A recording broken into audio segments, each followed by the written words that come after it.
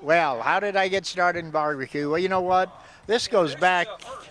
This goes back a number of years ago, and I must say, probably back in the early '50s, when I was stationed in the Air Force down in Mobile, Alabama, and got interested in barbecue there. And after leaving the service and spending a little time going to school and getting back around home again, got myself a grill, and I used to do a lot of ribs. That was the big thing. And one day, several years later, a friend of mine decided to cook a contest. In fact, the contest was a contest in Kansas City, put on by the community of Lenexa.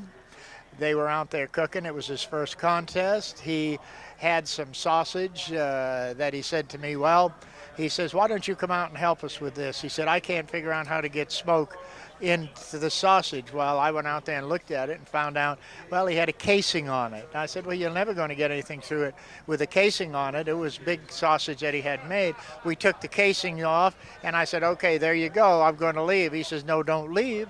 He said, you've gone this far. Why don't you make up our tray, make up the presentation for us with the sausage, turn it in. He said, it's the first time for us, it's first time for you, let's see what happens. Well, to make a long story short, that tray won first place, and because of that first place, he won the Kansas Championship at that time with the Lenexa Barbecue Society. And that was in 1986, 1987. And I thought, well, you know what? This was fun. And if I can help him win and he can win doing this, cooking, I think I'll try the same thing. So I picked up a little smoker and a little 4x5 trailer you could hook behind the car, put the smoker on it. And my wife and I went out to a little barbecue contest, and it was dirty and dusty, but we set up our little tent, you might say, protection, and set up our smoker and put an air mattress in the van and decided this is the way we're going to go. Well, I didn't win on that, except I did a beef tenderloin, and I won first with that. And I thought, well, hey, gee, I won something. So the next 2 weeks later, we were going to the Missouri State Championship up in St. Joe, which it was only one at that time.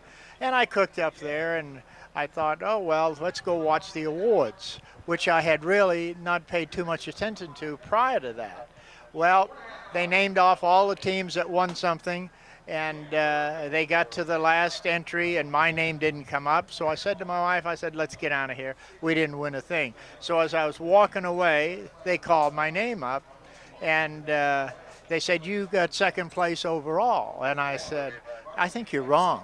I didn't win anything. And I said that to Gary Wells. He says, would you take this second place trophy and get out of here? You won second place. I said, oh, well and good. Well, from that time on, I got hooked. And I ended up buying a motorhome and buying a little larger piece of equipment, having it made.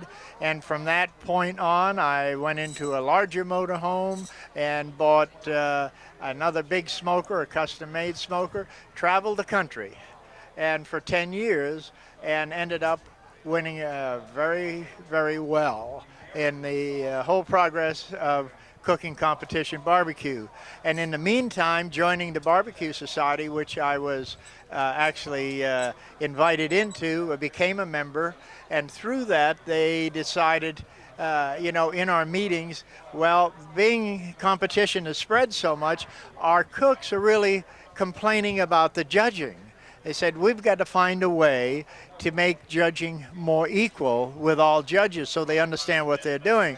So myself and Artie Davis decided at that time, being both board members, that we would take on the progress or the process of forming a competition judging program, which we did. Artie, due to his job, had to step out of it after a couple months, so I took it and ran with, and today it is what is called the Certified Barbecue Judging Contest, which I developed and is still being used today in that same method. And I used to rep contests. I was so involved in it, but repping became you know, too much of a chore for me. You might say I didn't quite get as interested in roughing as I do teaching. And over the years, I have taught many CBJ classes, and I did a PowerPoint program with it just before I left the board, the first of the year. And over the years, I think barbecue has become something of a treasure as far as the competition is concerned, as far as the people are concerned, everybody involved in barbecue, it's like one big family. So through that and having the ability or having the chance one time to do a TV show, which was called The Barbecue Battle back about 5 years ago, I enjoyed that. We traveled around the country, met a lot of people, and it just seemed to make more warmth for the industry itself for me. So that's my story. That's how I got started. That's why I'm still in it and enjoy every minute of it.